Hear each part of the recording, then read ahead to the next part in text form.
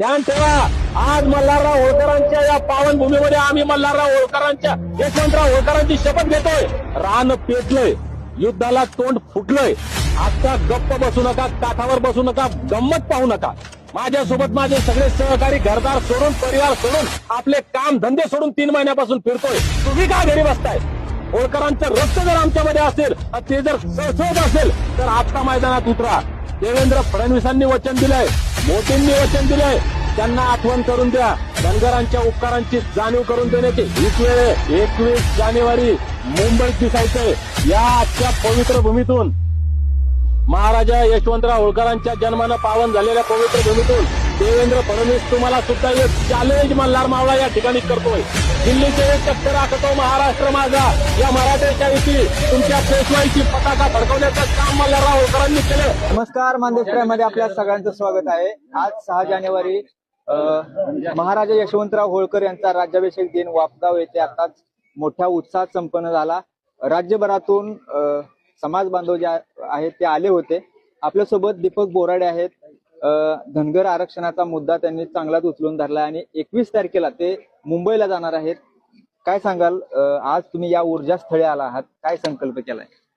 प्रथमतः महाराष्ट्रासह संपूर्ण देशभरातील तमाम जनतेला महाराजा यशवंतराव होळकर यांच्या राज्याभिषेक दिनाच्या शुभेच्छा देतो। महाराजा यशवंतराव होळकर या जगातलं असं एक व्यक्तिमत्व आहे की ज्यांचे राजेशाही थाट सगळा संपला होता। त्यांचा राजवाडा जप्त केला, सैन्य जप्त केलं, त्यांच्या भावाला पुण्यात शनिवारवाड्यात मारल्या गेलं, त्यांची पत्नी मुलगी शनिवारवाड्यात कैद होते आणि स्वतःचा जीव मुठीत घेऊन यशवंतराव होळकर एका घोड्यावरनं या ठिकाणाहून गेले।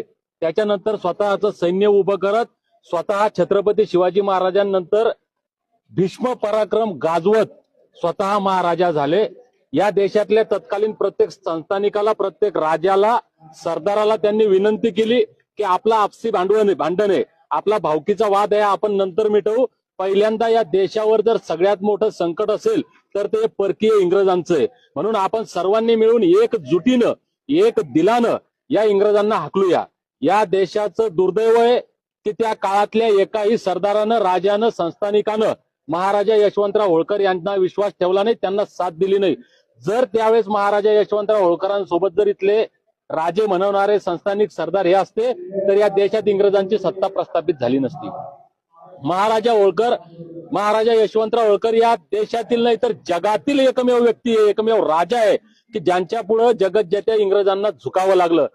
अशा महाराजा यशवंतराव होळकरांच्या जन्मानं